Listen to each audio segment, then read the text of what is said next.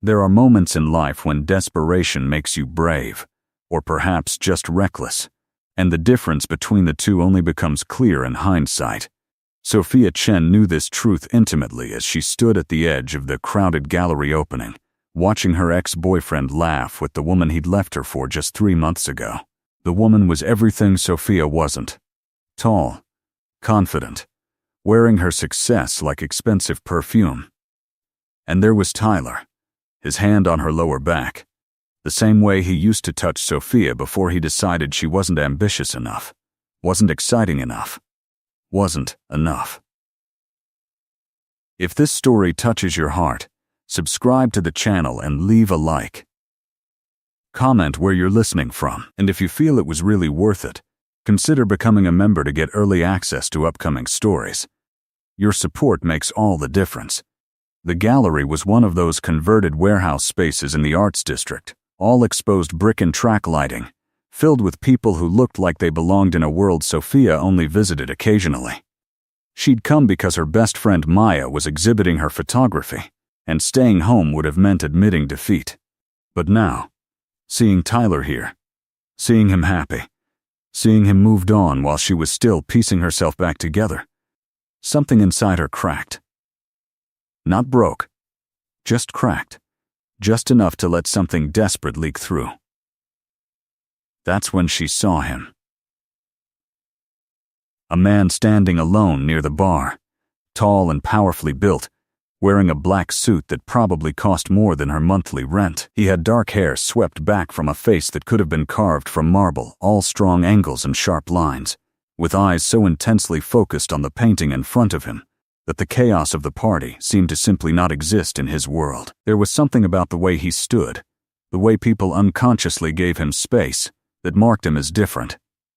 Dangerous, maybe, or just untouchable. Sophia didn't think. Thinking would have stopped her. She walked straight up to him, her heart hammering so hard she could feel it in her throat, and said the words that would change everything. "Sir, can I kiss you to make my ex jealous?" He turned to look at her, and Sophia felt the full weight of his attention like a physical thing. His eyes were the color of smoke, gray and unreadable, framed by dark lashes that should have softened his face but somehow didn't. For a long moment, he simply studied her, taking in her flushed cheeks, her defiant chin, the way her hands were trembling slightly at her sides. Then, unexpectedly, he smiled, not a big smile, just a subtle curve of his mouth that somehow made him look both more human and more predatory at the same time. "Your ex," he said, his voice low and smooth like expensive whiskey. "Where is he?" Sophia gestured vaguely toward where Tyler stood, trying not to look directly at the disaster of her past. The stranger followed her gaze, and something flickered in his expression. Assessment. Calculation. Then he looked back at her, and there was amusement in those gray eyes now, mixed with something else she couldn't quite name. "One kiss," he said. "Or are you planning something more elaborate?" "Just one," Sophia said, though her voice came out shakier than she intended. "Just enough for him to see. I know it's crazy. I just needed to do something. Anything. Other than stand here watching him be happy while I'm still." She stopped herself, horrified that she was rambling to a complete stranger about her pathetic love life. But he didn't look bored or uncomfortable. If anything, he looked intrigued. "While you're still what?" he prompted gently. "Broken," she admitted, the word tasting like ash in her mouth. "While I'm still broken and he's already whole." The stranger stepped closer, close enough that she could smell his cologne, something subtle and expensive that made her think of midnight and secrets. He reached out slowly, giving her time to step back, and when she didn't, he cupped her face with one hand. His palm was warm against her cheek, his touch surprisingly gentle for someone who radiated such controlled power. "Then let's make him regret breaking you," he murmured, and kissed her. Sophia had expected something performative, a quick press of lips designed to be seen rather than felt. What she got instead was something that made the entire gallery disappear. He kissed her the way drowning men seek air, with focused intensity and unexpected tenderness, one hand still cradling her face while the other settled at her waist, pulling her closer. His lips were soft but demanding, asking questions her body answered without consulting her brain, and when he finally pulled back, Sophia forgot entirely why she'd asked him to do this in the first place. "Was that sufficient?" he asked, his voice slightly rougher than before, and Sophia realized they'd drawn attention. People were watching, including Tyler, who looked pale and shocked across the room. Mission accomplished. Except she couldn't quite remember what the mission had been because her entire nervous system was still short-circuiting from that kiss. "Yes," she managed. "Thank you. I should go. I'm sorry. That was so inappropriate of me to ask a stranger to..." "Stay," he said, the single word somehow carrying weight. "Your ex is still watching. If you leave now, he'll know it was fake." He had a point, damn him. Sophia glanced over, and yes, Tyler was definitely watching, his new girlfriend looking annoyed at his distraction. "What do you suggest?" she asked. "Let me buy you a drink," the stranger said. "We'll give him a show worth watching." There was something in the way he said it, something that made Sophia wonder if he was talking about more than just making Tyler jealous. But she was already in too deep to back out now, so she nodded. They walked to the bar together, his hand settling at the small of her back in a gesture that felt both possessive and protective. He ordered her a glass of wine without asking what she wanted, somehow knowing she preferred red, and got himself whiskey, neat. As they waited for their drinks, he asked, "What did he do to break you?" Sophia hadn't expected the question, hadn't expected this stranger to actually care. "He told me I was too ordinary," she said quietly. "Too boring. Too safe. He wanted someone who matched his ambition, his lifestyle. Someone extraordinary." She laughed, but it sounded hollow even to her own ears. "He wasn't wrong. I'm a librarian. I read books and catalog information and live a completely predictable life. Not exactly thrilling." The stranger studied her for a moment, then said something that made her chest tight. "There's nothing ordinary about a woman brave enough to kiss a stranger in a room full of people just to reclaim a piece of herself." The drinks arrived, and he handed her the wine glass, his fingers brushing hers in a way that felt deliberate. "I'm Marco, by the way. Marco Vitali." "Sophia," she said, taking a sip of wine to steady herself. "Sophia Chen. And I really am sorry about ambushing you like that. You were probably having a nice, quiet evening before I dragged you into my mess." Marco's smile returned, that subtle, dangerous thing that made her stomach flutter. "I was having a boring evening," he corrected. "You made it interesting." They talked for the next hour, standing at the bar while the party swirled around them. Marco asked about her work, seeming genuinely fascinated by the world of libraries and rare books. He told her about art, about travel, about cities she'd only read about. He was educated, cultured, with opinions on literature and philosophy that matched her own love of ideas. But there was something else beneath the surface, something harder and darker that she caught glimpses of when people approached him. The way a server practically trembled handing him his second drink. The way two men in expensive suits nodded respectfully from across the room, then quickly looked away when he met their gaze. The way everyone seemed to give them space, as if an invisible barrier surrounded Marco Vitali. "You're not just a regular gallery patron, are you?" Sophia asked finally, emboldened by wine and curiosity. Marco's expression didn't change, but something shuddered in his eyes. "What makes you say that?" "The way people look at you," she said. "Like they're afraid. Or in awe. Or both." He considered this for a moment, then said carefully, "I'm a businessman. People in my line of work understand power dynamics." It wasn't really an answer, but before Sophia could press further, Tyler appeared at her elbow. "Sophia," Tyler said, his voice tight with forced casualness. "I didn't know you'd be here." He glanced at Marco, and Sophia saw something flicker across his face. Recognition, maybe. or fear. It was gone too quickly to be sure. Sophia straightened her spine, very aware of Marco's solid presence beside her, his hand still resting lightly on her lower back. "Maya's showing her work tonight," she said, pleased that her voice came out steady. "I wouldn't miss it." Tyler's eyes darted between them, lingering on the intimate way Marco stood close to her. "I didn't realize you were seeing someone. We've been keeping things private," Marco said smoothly, his voice carrying an edge that made Tyler take a small step back. "Sophia values her privacy. I respect that." The way he said it made it sound like a subtle criticism of Tyler, who'd always posted about their relationship on social media, treating Sophia like an accessory to his carefully curated life.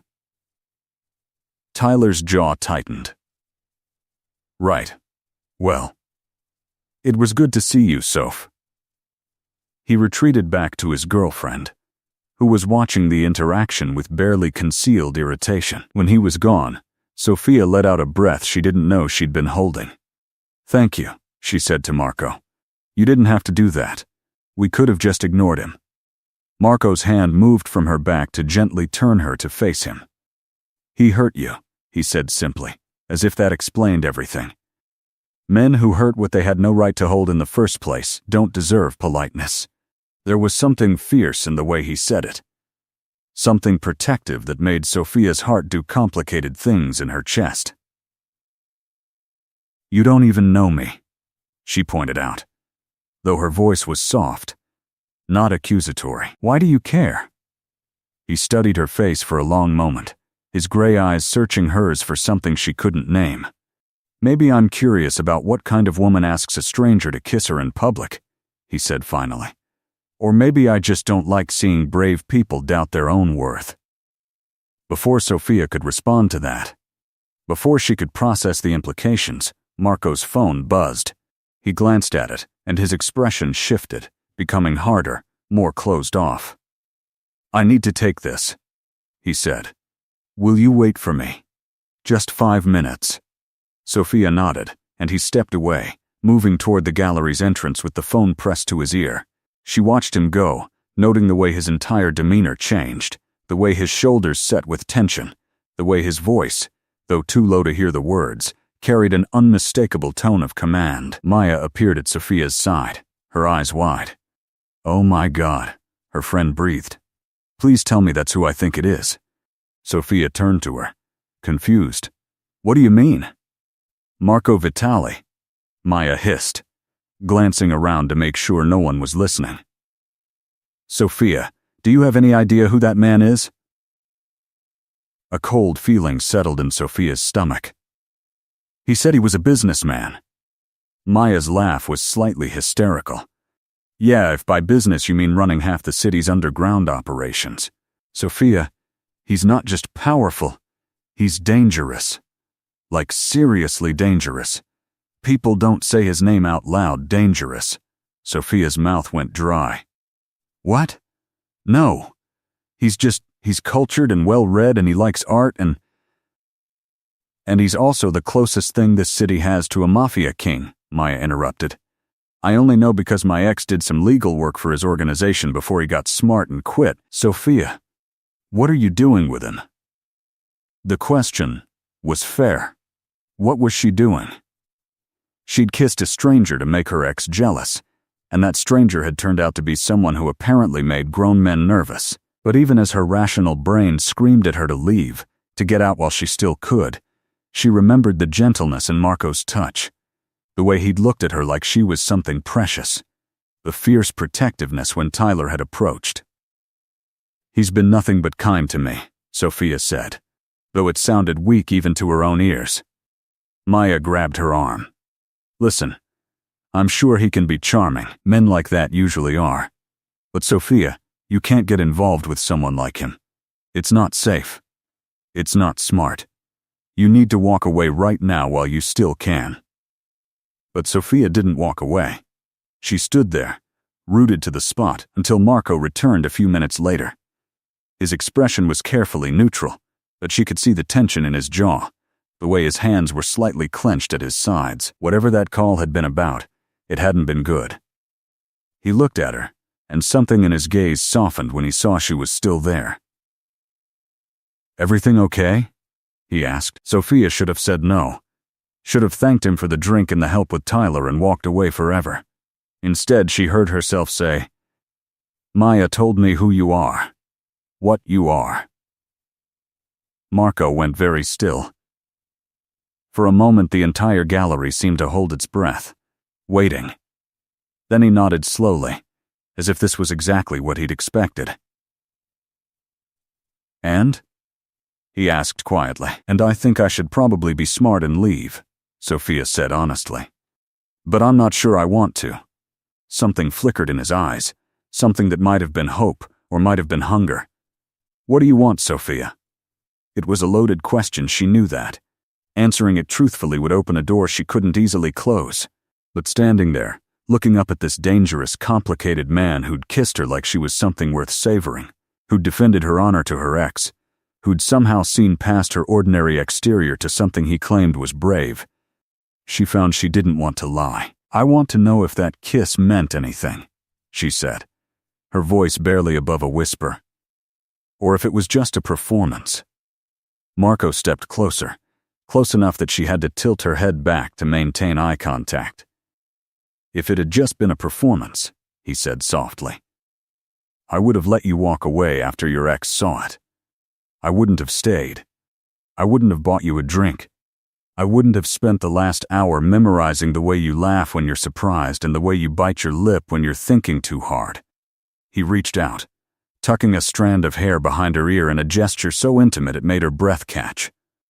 "And I certainly wouldn't be standing here hoping you're reckless enough to give me your phone number." Sophia's heart was hammering again. But this time it wasn't from fear. "This is crazy," she said. "You're a complete stranger. A dangerous, complete stranger." "Yes," he agreed, not trying to argue or defend. "Does that change what you want?" She should say yes. Should be sensible.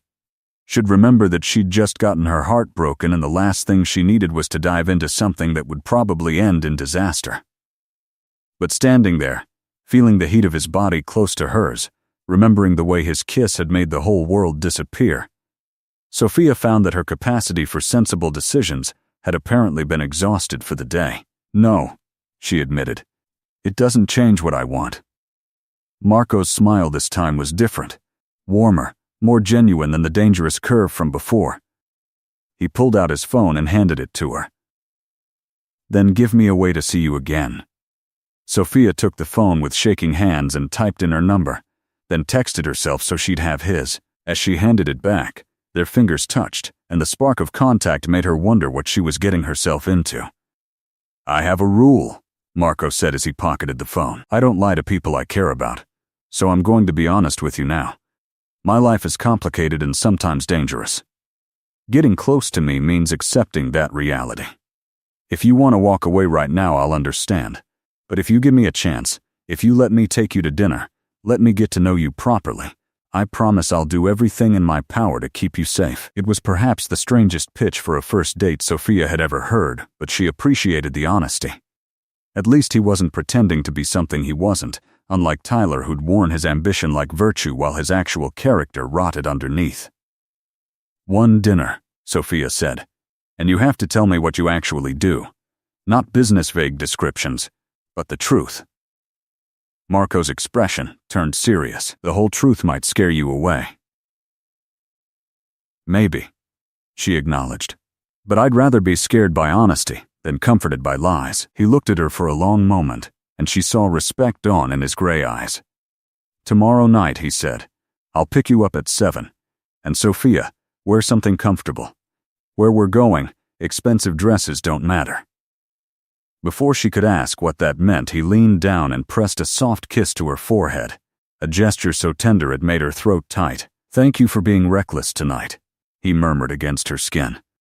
"It's been a long time since anyone surprised me." Marco Vitali was precisely on time, which shouldn't have surprised Sophia, but somehow did. Men in her experience ran late, made excuses, treated time as something fluid and negotiable. But at exactly 7 p.m., Her apartment buzzer rang, and when she looked out the window, she saw a sleek black car idling at the curb, and Marco standing beside it, looking up at her building with patient focus. He'd told her to dress comfortably, so she'd chosen dark jeans and a soft sweater, feeling underdressed and over-anxious in equal measure. As she descended the stairs of her modest walk-up, she wondered again if this was the most foolish thing she'd ever done. Going to dinner with a man Maya had called dangerous, a man who apparently commanded fear and respect in equal measure, a man whose kiss had haunted her dreams for the past 24 hours. When she stepped outside, Marco's expression shifted, warming with something that looked almost like relief. "You came," he said, and there was genuine surprise in his voice, as if he'd expected her to change her mind. "I said I would," Sophia replied. "Do you think I'm the type to make promises I don't keep?"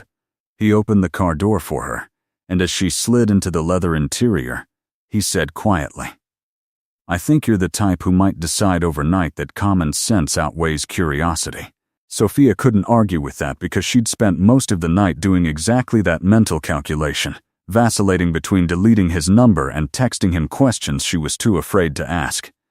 The car pulled away from the curb, and Sophia realized there was a driver, a silent man who handled the vehicle with professional efficiency. Marco sat beside her in the back seat, close but not touching, though she was hyper-aware of every inch of space between them. "You're nervous," he observed. It wasn't a question. "Wouldn't you be?" she countered. "If you were having dinner with someone whose reputation includes words like dangerous and powerful and criminal?" Marco's mouth curved slightly. "Probably, though I haven't been nervous about much in a very long time." He turned to look at her fully. "We're going somewhere we can talk without being interrupted or overheard. Somewhere I can give you the honesty you asked for, but if at any point you want to leave, just say the word, and Antonio will drive you straight home. No questions, no pressure." It was, Sophia supposed, as much safety as someone could offer when the fundamental situation was inherently unsafe. But she nodded, settling back into the seat, watching the city slide past the tinted windows. They drove for perhaps 20 minutes, leaving the downtown core and heading into the hills that overlooked the city. The houses here were estates, really, sprawling properties separated by walls and gates and old money. When they finally turned through a set of iron gates that opened automatically, Sophia's breath caught. The property was stunning in an understated way. All clean lines and natural materials. A modern structure that somehow managed to look like it had grown from the landscape rather than been imposed upon it. Lights glowed warmly from floor to ceiling windows, and she could see the city spread out below like a carpet of stars. "This is your home," she said, not quite a question. "One of them," Marco confirmed, "but the one I actually live in, not the one I use for business." Antonio opened the car door, and Marco guided her inside with that same gentle touch at her lower back that she was beginning to associate with him. The interior was as beautiful as the exterior, all warm wood and stone, filled with art that even Sophia's untrained eye could tell was extraordinary. But what surprised her most were the books. An entire wall of the main living space was devoted to floor-to-ceiling bookshelves, packed with volumes that looked well-read rather than decorative. She drifted toward them automatically, her fingers trailing along spines reading titles in multiple languages. "You weren't lying about liking books," she murmured. "I never lie about the things that matter," Marco said from behind her. "Wine?" She turned to find him standing near a kitchen area that was separated from the living room by a long marble counter. The whole space was open, designed for someone who valued sight lines and control, she realized. Someone who needed to see every entrance and exit. "Please," she said, joining him at the counter. He poured them both red wine from a bottle that probably cost more than her monthly salary, then surprised her by moving to the stove where something was already simmering. "You cook," she said, unable to keep the surprise from her voice. Marco glanced at her with amusement. "You thought I'd have staff do everything?" "Honestly, yes." He stirred whatever was in the pot, and the smell that wafted out made Sophia's stomach rumble. I learned from my grandmother, he said, before everything got complicated. Some things I prefer to do myself. He gestured to a stool at the counter. Sit. We'll eat, and I'll tell you everything you want to know, everything you should probably know to make an informed decision about whether you ever want to see me again. Sophia sat, cradling the wine glass, watching this dangerous man move around his kitchen with domestic competence. It was surreal, almost dreamlike, and she had to keep reminding herself that this was real. This was happening. Marco served them pasta, in a simple cream sauce with herbs and what Sophia was pretty sure was truffle, plating it with the care of someone who understood that presentation mattered. They ate in silence for a few minutes, and Sophia had to admit it was possibly the best thing she'd ever tasted. My family has been in this city for 4 generations, Marco began finally, setting down his fork. My great-grandfather came over from Sicily with nothing but debts and determination. He built an empire the old way, through violence and loyalty and understanding that power is the only currency that truly matters. My grandfather expanded it. My father was supposed to maintain it. He paused, taking a sip of wine. Instead, he got himself killed when I was 22 by making enemies out of people who should have been allies and trusting people who should have been enemies. I inherited a mess, Sophia. A kingdom on the verge of collapse, held together by fear that was rapidly evaporating. Sophia listened, not interrupting, as Marco described the world he'd been born into. A world where loyalty was bought and sold, where violence was a business tool, where the line between legal and illegal was so blurred, it essentially didn't exist. He told her about the first time he'd had to kill someone, defending himself when a rival family sent a message written in bullets. He told her about the nightmares that followed, and the hardening that came after, the way he'd learned to compartmentalize humanity because survival demanded it. I've done terrible things, he said flatly, his gray eyes meeting hers without flinching. I've hurt people. I've ordered others to hurt people. I've built my power on foundations that would sicken most decent humans. And the worst part is that I'd do it again if I had to, because in my world, hesitation is death. Mercy is weakness. Conscience is a luxury for people who don't have blood on their hands. Sophia's wine sat untouched. She wanted to be horrified, wanted to stand up and leave, wanted to prove to herself that she was still the sensible librarian who made safe choices. But she couldn't quite manage it because beneath the brutal honesty, she heard something else. Weariness. Self-loathing. The voice of a man who'd become something he never wanted to be. Why are you telling me this? Sophia asked finally. Most people would try to hide the worst parts, at least at first. Marco's laugh was bitter. Because you asked for honesty, and because if I don't scare you away now with the truth, I'll only be setting us both up for a worse ending later. He stood, moving to the window that overlooked the city, his back to her. I'm not a good man, Sophia. I'm trying to be better, trying to transition my operations to legitimate businesses, but it's a slow process, and not everyone in my organization agrees with the direction. Some nights I go to sleep wondering if I'll wake up with a bullet in my head from my own people. Sophia rose and crossed to him, standing close enough to touch but not quite touching. But you're trying, she said softly. To be better. To change. That has to count for something. He turned to face her, and in his eyes she saw a kind of desperate hope mixed with disbelief. Does it? Or am I just rearranging deck chairs on the Titanic, pretending that a few legitimate businesses can somehow balance out years of blood and violence? She didn't have an answer for that. Wasn't sure there was a right answer. Instead, she asked, What do you want, Marco? Not what your family legacy demands, not what your position requires, but what you actually want? The question seemed to catch him off guard. He stared at her for a long moment, as if she'd asked something in a foreign language he was slowly translating. I want what I see in books, he said finally, gesturing to his library. What I read about in all those stories. I want ordinary. I want quiet evenings and conversations that don't have hidden meanings. I want to touch someone without them flinching because they're afraid or calculating what they can gain. I want—" He stopped, seeming to struggle with the words. "I want to be seen as human, not as a position or a threat or a tool." "I see you as human," Sophia said, and she realized it was true. Everything he'd told her about his world, about the violence and the power and the danger, somehow mattered less than the gentle way he'd kissed her forehead, the care he'd taken with dinner, the vulnerability in his voice when he talked about what he wanted. Maybe that makes me naive. Maybe it makes me stupid. But when I look at you, I don't see a mafia king. I see someone who's tired of being what everyone expects him to be.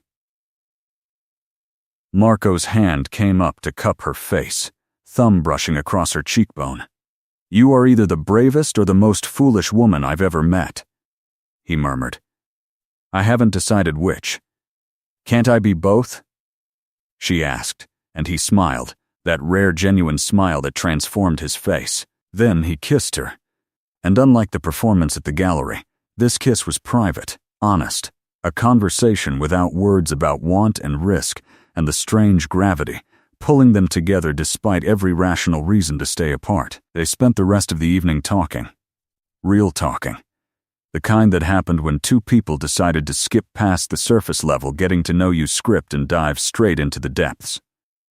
Marco told her about his grandmother who'd taught him to cook, about the sister he'd lost to an overdose when he was 15, about the literature degree he'd never finished because his father died and duty called.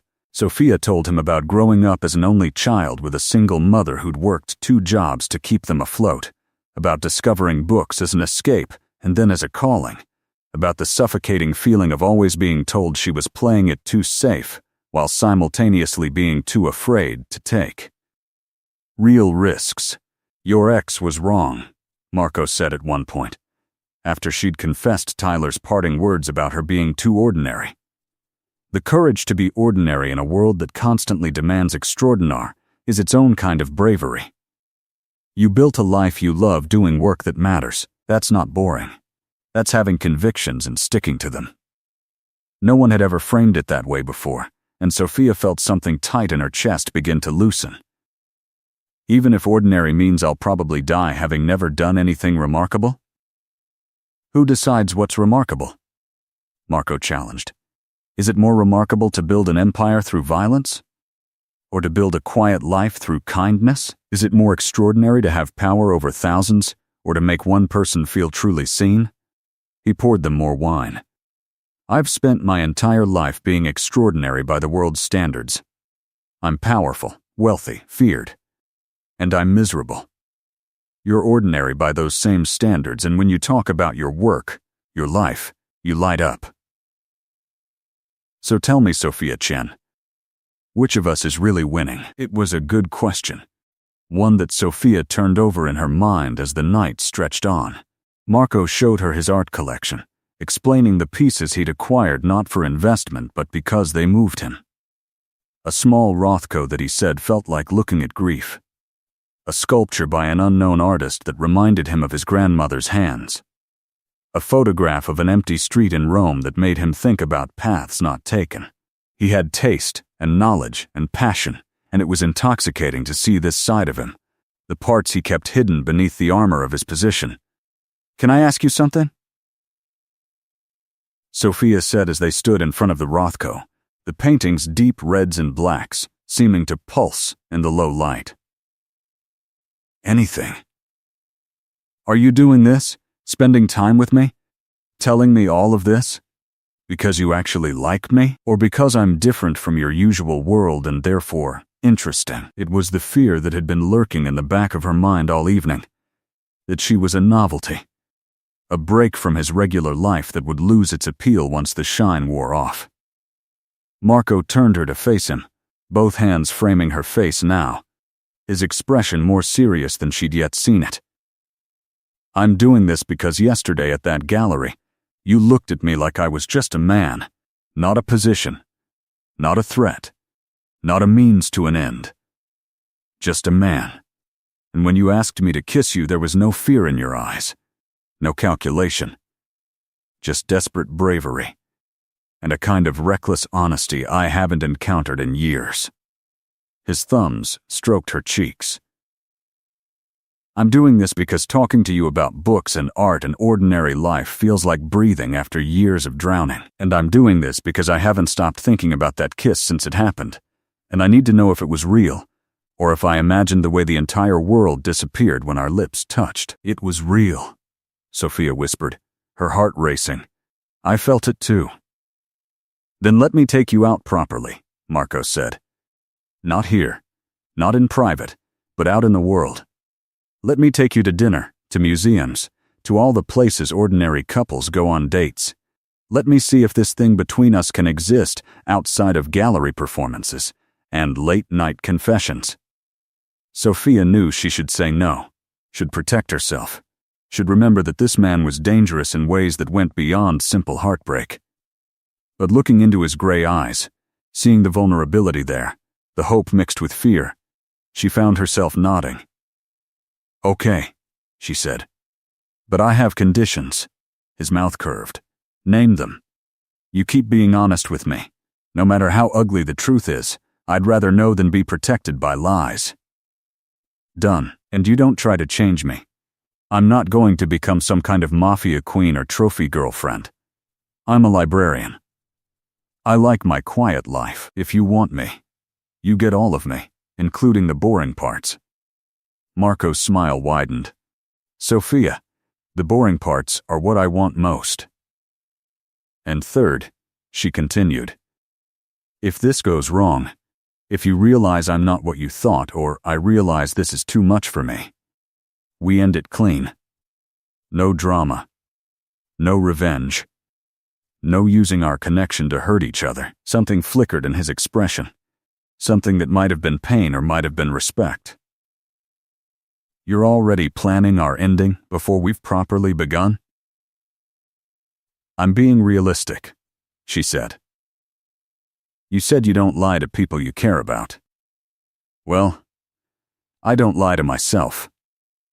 This is risky. This might not work. I need to know that if it doesn't, we can both walk away intact. Marco was quiet for a long moment, then nodded slowly. Agreed. Though I'll tell you right now, Sophia, if this ends, it won't be because I wanted it to. It'll be because you finally came to your senses and realized you could do better than a man with blood on his hands. Before she could respond to that, before she could tell him that maybe she didn't want better, maybe she just wanted real, he kissed her again, and all her carefully rational thoughts scattered like leaves in wind. The next 6 weeks felt like living in two worlds simultaneously. In one world, Sophia was still herself, still the librarian who cataloged rare books and helped elderly patrons find large print mysteries and stayed late on Thursdays for the children's reading hour. In the other world, she was the woman who had dinner with Marco Vitali twice a week, who learned to recognize the subtle signals when his business intruded on their time together, who discovered that beneath the dangerous exterior was a man who remembered how she took her coffee and brought her first editions of books she'd mentioned loving and listened with genuine interest when she talked about medieval manuscript preservation techniques. They went to museums where Marco knew the curators by name and could talk about Renaissance painting techniques with casual expertise. They had dinner at small family restaurants where the owners hugged him and slipped them extra courses and never brought a bill. They walked through the city late at night when the streets were empty and Marco's security detail kept discreet distance, and Sophia could almost pretend they were just two people falling in love, not a librarian and a mafia king navigating an impossible relationship. Because she was falling in love. She could feel it happening. The way his smile made her pulse quicken. The way she caught herself thinking about him during quiet moments at work. The way she'd started measuring time by when she'd see him next. It was terrifying and exhilarating in equal measure, and Sophia vacillated between embracing it and trying to protect her heart from what seemed like inevitable heartbreak. You're different lately, Maya observed one afternoon as they shared lunch in the library's break room. Happier, but also jumpier, like you're waiting for something bad to happen. Sophia picked at her sandwich, trying to decide how much to confess. She'd been keeping her relationship with Marco mostly private, partly because she knew Maya would worry, and partly because putting it into words made it feel more real, and therefore more dangerous. "I'm seeing someone," she admitted finally. "The guy from the gallery?" Maya's eyes widened. "Sophia, please tell me you're not still seeing Marco Vitali." "I like him," Sophia said defensively. "He's not what you think. He's smart and thoughtful, and he actually listens when I talk, which is more than I can say for most men I've dated." Maya set down her coffee with a thunk. "He's also a criminal. Sophia, I love you, but you're being incredibly naive if you think this ends well. Men like that don't have normal relationships. They have arrangements, transactions, power plays. You're going to get hurt." The words stung because they echoed Sophia's own fears, the ones that kept her awake at 3 a.m., wondering what she was doing, whether she was being brave or just stupid. "Maybe," she said quietly. "But maybe I'd rather have something real and risky than something safe and empty." Tyler was safe. Tyler was appropriate. And he still broke my heart, because safe doesn't mean protected. Maya's expression softened. "I just don't want to see you destroyed. And men like Marco Vitali, they destroy things. It's what they do." That night, when Marco picked her up for dinner, Sophia was quieter than usual. He noticed immediately. Of course he did, because he paid attention to every shift in her mood, every change in her demeanor. "What's wrong?" he asked once they were seated at a quiet corner table at one of his preferred restaurants. "Talk to me." Sophia traced the rim of her wine glass, trying to find the right words. "Maya thinks I'm making a mistake. Being with you. She's worried I'm going to get hurt." Marco's expression didn't change, but she saw the tension settle in his shoulders. "She's not wrong to worry. I told you from the beginning that my life is complicated." "I know," Sophia said. "And I'm not asking you to change who you are or what you do. But Marco, we've been doing this for 6 weeks, and I still don't really know where I fit in your world. I know the museums and the restaurants and the late-night conversations, but I don't know the other parts. The parts you keep carefully separate." He was quiet for a long moment, his fingers drumming against the table in a pattern that suggested internal debate. Finally, he said, "What do you want to know?" "Everything," she said. "I want to understand your world, not just the pieces you think I can handle." Marco studied her face, and she saw the exact moment he made his decision. "Okay," he said. "But not here. Come with me tomorrow night. I have a meeting, something I'd normally never bring anyone to, let alone someone I care about. But if you want to see my world, really see it, that's your chance." It was both more and less than what Sophia had been asking for, and the fact that he was willing to show her spoke volumes. "Will it be dangerous?" she asked. "For you? No. You'll be with me, and no one would dare touch you, but it might change how you see me. And I won't pretend that doesn't terrify me." The next night, Marco picked her up not in his usual car, but in a larger SUV with tinted windows and Antonio plus 2 other men she didn't recognize. The atmosphere was different, tension humming beneath the surface, and she saw Marco transform before her eyes. The man who quoted poetry and discussed art history disappeared, replaced by someone harder, colder, radiating the kind of authority that made grown men defer. They drove to a warehouse in the industrial district, the kind of place that looked abandoned from the outside but clearly wasn't. Security was heavy but invisible, men positioned strategically who nodded as Marco passed. Inside, the warehouse had been converted into something between an office and a fortress. Marco guided Sophia to a raised area with glass walls, an office overlooking the main floor where she could see but not be easily seen. "Stay here," he said gently. "What you're about to see might be difficult, but I promise you'll be safe. If at any point it's too much, Antonio will take you out the back way. No questions." Then he kissed her forehead and left, descending to the main floor where a group of men waited. Sophia watched as Marco conducted what was clearly a business meeting, though the business being discussed involved territory disputes, payment collections, and strategic alliances that sounded more like chess moves with human pieces. He was commanding, decisive, And when one man started to argue, Marco's response was so cold and cutting that the man literally took a step back. This was the Marco Vitali the city feared, the man who'd built his power through ruthlessness and strategic violence. And yet, when the meeting ended and he returned to her, she saw the mask drop, saw the exhaustion in his eyes, the way his shoulders sagged slightly as if removing armor. "Well?" he asked quietly. "Do you want Antonio to take you home?" Sophia shook her head. "I want you to take me home.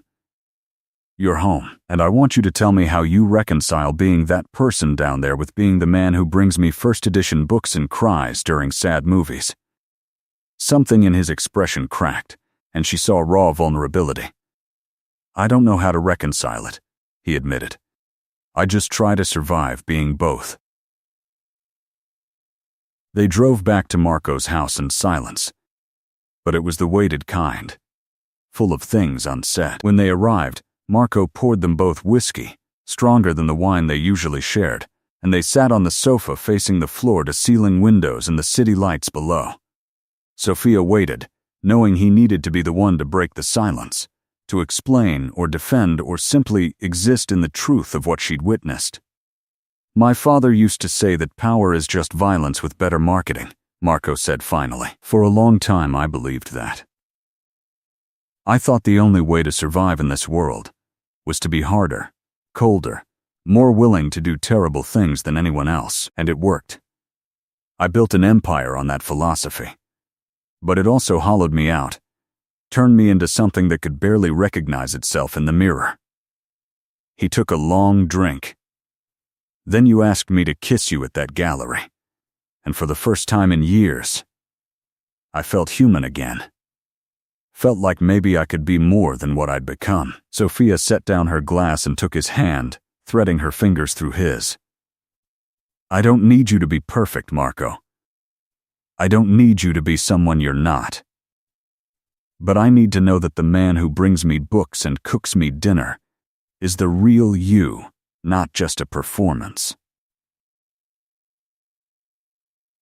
His hand tightened on hers. "He's real, more real than the man you saw tonight, even though that's the version most of the world knows. The truth is, Sophia, I've been pretending for so long that sometimes I forget which version is the mask and which is the man." "Then stop pretending," she said softly. "At least with me. Let me see all of it, the parts you're proud of and the parts you hate. Let me decide for myself what I can handle." Marco turned to look at her fully, and in his eyes she saw a war between hope and fear. "What if the parts I hate are too much?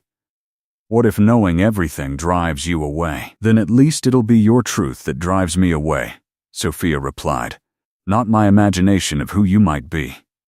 He cupped her face with his free hand, thumb brushing across her lips. "You're extraordinary, do you know that? Braver than anyone I've ever met, including men who face bullets without blinking." "I'm terrified," she confessed. "Terrified of getting in too deep. Terrified of falling in love with someone whose world could swallow me whole. Terrified that this ends with me broken in ways I can't fix." "Then why are you still here?" The question was gentle, not accusatory. Sophia thought about it. Really thought about it. "Because the alternative is going back to safe choices that left me empty. Because you make me feel alive in a way I haven't felt in years. Because when I'm with you, I remember that I'm capable of being brave, even if it's reckless." She paused. "And because I think you need someone to see you, really see you, and not run away. Everyone deserves that, even Mafia kings with blood on their hands." Marco kissed her then, deep and desperate, and Sophia felt the shift between them, the acknowledgement that they'd crossed some invisible line from which there was no easy return. When they finally broke apart, both breathing hard, he rested his forehead against hers. "Stay tonight," he whispered. "Not for sex. Just stay. Let me fall asleep with you beside me, and wake up knowing you didn't disappear. It was vulnerability wrapped in request, and Sophia found she couldn't refuse.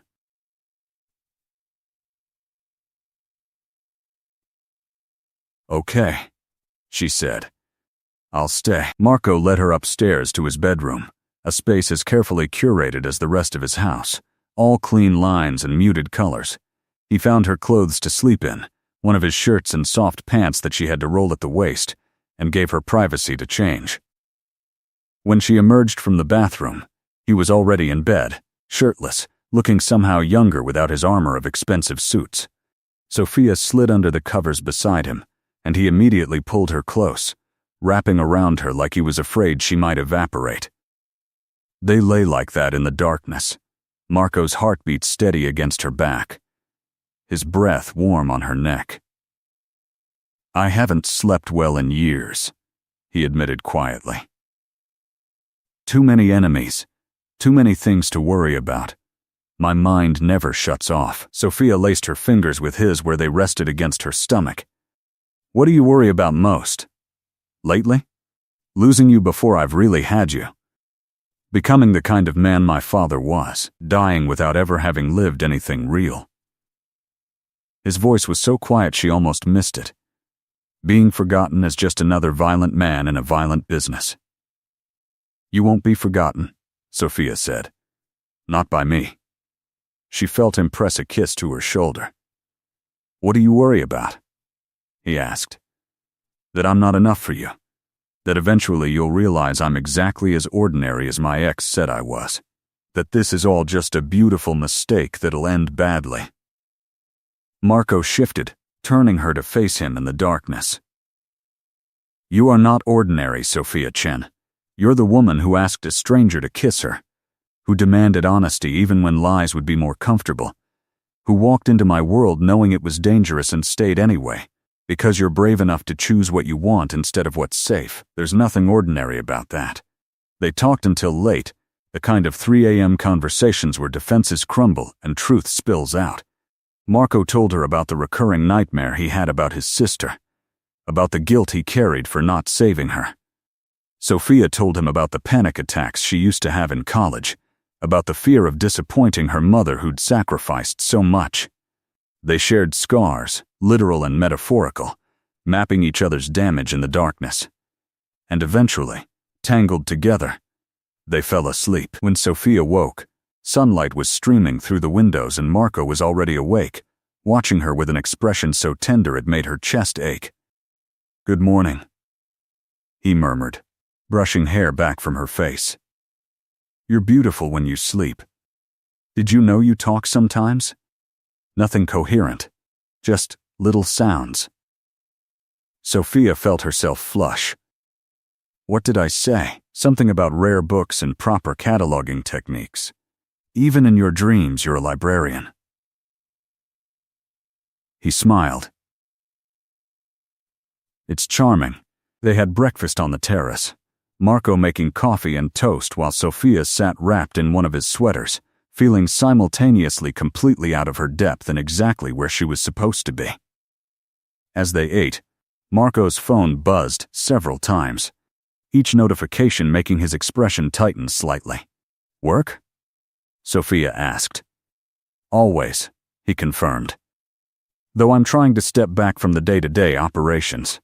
It's not going as smoothly as I'd hoped." "Why not?" "Because the men who work for me see stepping back as weakness. In my world, showing any softness is an invitation for someone to test your power. I'm trying to transition to legitimate businesses, to clean up the family operations.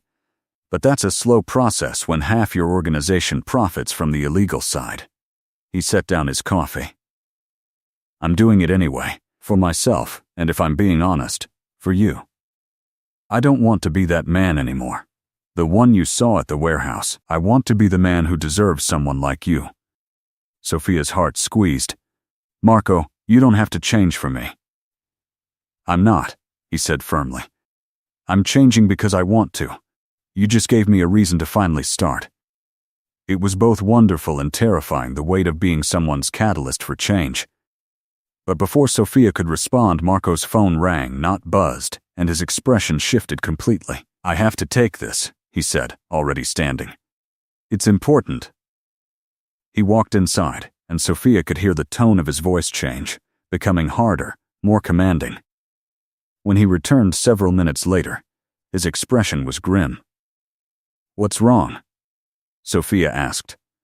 "My cousin is causing problems, questioning my decisions, undermining my authority with some of the younger members of the organization. It's a power play." He ran a hand through his hair, frustrated. "I'm going to have to deal with it. Which means tonight I can't see you." "I'm sorry." "Don't apologize," Sophia said, standing to face him. "This is your life, your world. I understand that there will be times when business comes first." Marco pulled her close, resting his chin on top of her head. "I don't want business to come first. I want you to come first. But right now, if I don't handle this situation, it could escalate into something dangerous for me, for my people, potentially for you if anyone decides to use you against me." The last part sent a chill through Sophia. Would someone really do that? Use me as leverage? In my world? Absolutely. His arms tightened around her. "Which is why I've had security on you since our second date. Discreet, but there. I won't risk your safety, Sophia." The revelation that Marco had assigned security to protect her without asking should have made Sophia angry. It was controlling, presumptuous, exactly the kind of high-handed behavior she'd told herself she wouldn't tolerate. But instead she felt something else entirely. She felt seen, felt valued in a way that went beyond pretty words and romantic gestures. Marco was protecting her because in his dangerous world, she mattered enough to protect. "I should probably be upset about that," she said against his chest. "But I'm not. Is that strange?" "It's pragmatic," Marco replied. "And I'm grateful you understand. Most people in your position would either panic or feel infantilized. I'm not most people." "No," he agreed softly. "You're really not." They spent the rest of the morning together before reality intruded fully. Marco had Antonio drive Sophia home, and as she rode through the city in the back of the sleek car, she caught herself scanning the streets for the security detail he'd mentioned. She never spotted them, which she supposed was the point. The next few days were strange. Marco texted when he could, brief messages that let her know he was thinking of her but was buried in handling the situation with his cousin. Sophia threw herself into work, using the distraction of cataloging a new acquisition of 18th-century manuscripts to keep her mind occupied. But at night, alone in her apartment, she lay awake thinking about Marco and his enormous bed, wondering if he was sleeping or lying awake worrying about power plays and family betrayals and the endless complications of his world. On the fourth night, her phone rang at 11 p.m. Marco's voice was rough when she answered, exhausted and strained. "Can I see you?" he asked. "I know it's late, but I just finished handling everything and I just need to see you." "Come over," Sophia said without hesitation. "I'll leave the door unlocked." He arrived 20 minutes later, still in his suit but looking rumpled and worn in a way she'd never seen. There was a cut on his knuckles that he hadn't bothered to bandage, and when he pulled her into his arms, she felt him shaking slightly, adrenaline or exhaustion or both. "What happened?" she asked, guiding him to her small sofa. Marco sat heavily, pulling her down beside him. "My cousin made a play for power, tried to turn some of my lieutenants against me, claimed I was going soft, that my leadership was weakening the family." He laughed bitterly. "He wasn't entirely wrong. I am going soft, at least by the standards of my world. I don't want to solve every problem with violence anymore. I don't want to be what my father was." "So what did you do?" Sophia asked gently. "I handled it the old way," Marco admitted, his voice hollow. "Made an example. Reminded everyone why they should fear me more than they fear change. I won, Sophia." But I hate that I had to become exactly what I'm trying not to be in order to protect the future I'm trying to build. He looked at her with haunted eyes. Does that make sense? Or am I just a hypocrite justifying violence by claiming it's for a greater good? Sophia took his damaged hand carefully, examining the split knuckles. I think you're a man caught between two worlds, trying to build a bridge from one to the other.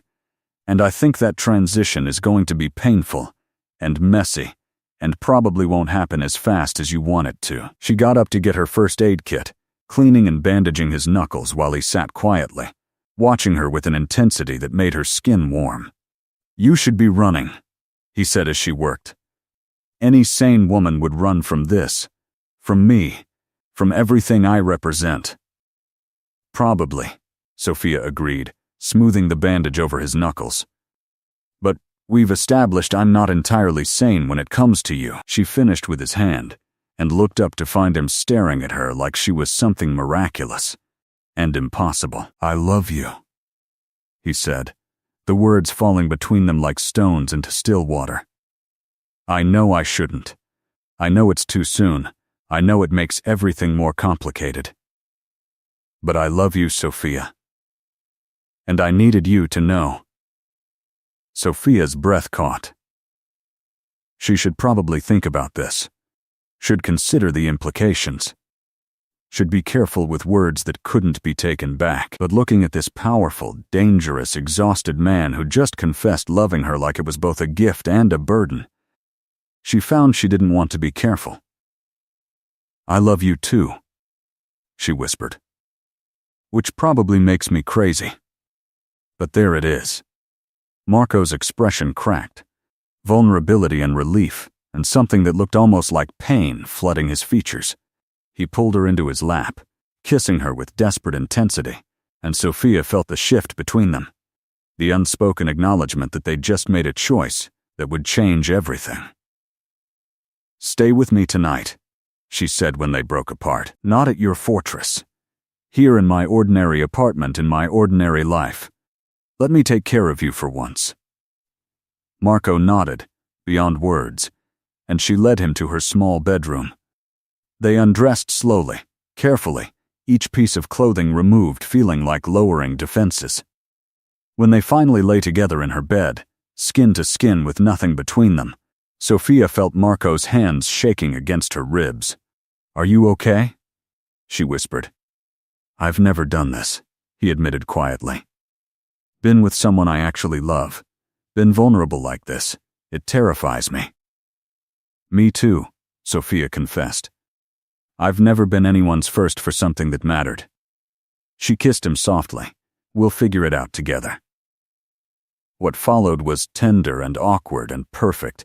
Nothing like the smooth seduction scenes in movies. They fumbled and laughed, and had to stop twice, because Marco was shaking too hard to continue, overwhelmed by sensation and emotion. And when he finally pushed inside her, when Sophia gasped at the sharp pain of it, Marco froze completely. What's wrong? He asked immediately. Did I hurt you? Sophia bit her lip, feeling tears prick at her eyes, not from pain, but from the enormity of what was happening. I should have told you before, she whispered. I've never done this either. I'm a virgin.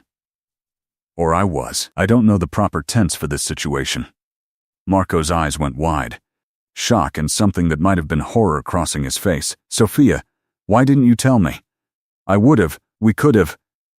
God, I'm so sorry. He started to pull back, but she wrapped her legs around him, keeping him still. Don't apologize, she said firmly. I wanted this. I chose